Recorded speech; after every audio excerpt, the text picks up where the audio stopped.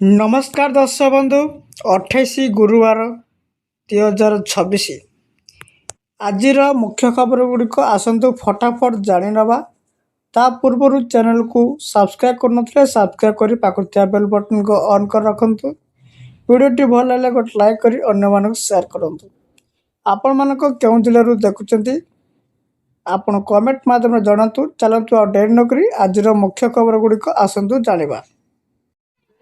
प्रधानमंत्री नरेंद्र मोदी अध्यक्ष अनुसूचित केंद्र कैबिनेट बैठक एक गुरुत्वपूर्ण निष्पत्ति नि कैबिनेट निष्पत्ति राशन पाउथिबा 800 नियुक्त लोकों उपर सीधासलख प्रभाव पकाइब सरकार राशन व्यवस्था संपर्क में एक बड़ निष्पत्ति नहीं।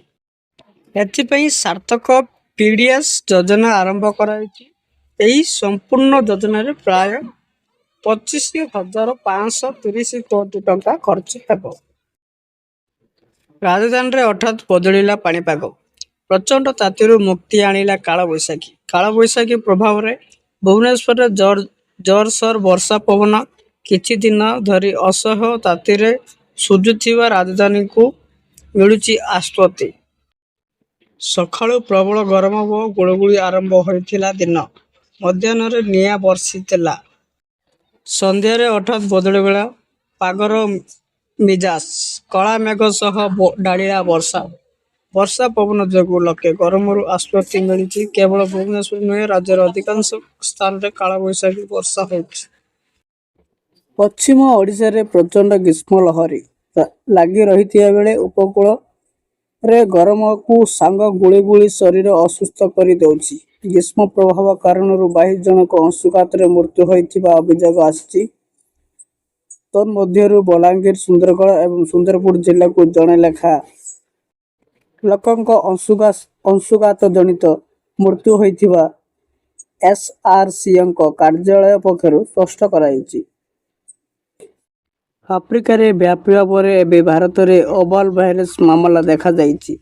उगांडारू फेरुथिबा जने महिला ठारे इबोला भाइरस लक्षण एने केंद्र सरकार एवं परिवार कल्याण मंत्रालय पक्षर सूचना मिली। शरीर रे जंत्रणा हेबारू बेंगलुरु रे सरकारी हॉस्पिटल रे भर्ती कराइछि।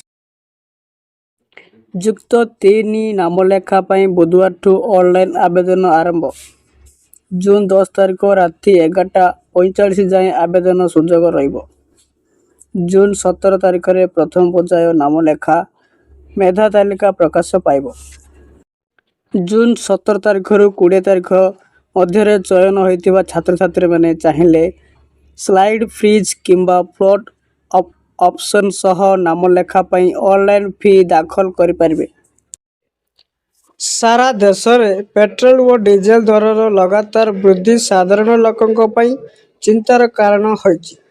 गत 12 दिन मध्य पेट्रोल और डीजेल दर प्राय 7 रु 8 टंका प्रति लिटर बढ़िया बेले यार प्रभाव सीधासलख भाव लोकों दैनिक बजेट उपर पड़ुछि। तेल कंपनी माने निकटरे चतुर्थ थर पर दर बढ़े दिल्ली समेत अनेक सहर में पेट्रोल दर 100 टंका अतिक्रम करिछि। जून 1 तारिख रे मिलिबनी पेट्रोल और डीजेल।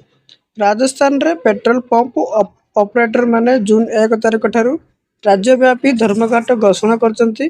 पेट्रोलियम डीजेल एसोसिएशन कहिसंती जे वर्धित मूल्य तैल कंपनी गुड़िक मनमुखी कार्य एवं उच्च इंधन मूल्य बहु क्षति करिछि। जदि सरकार एवं तैल कंपनी गुड़िक शीघ्र समाधान न करती तेबे राज्यव्यापी पेट्रोल पंप गुड़िक बंद करी प्रतिबाद कराजिबो।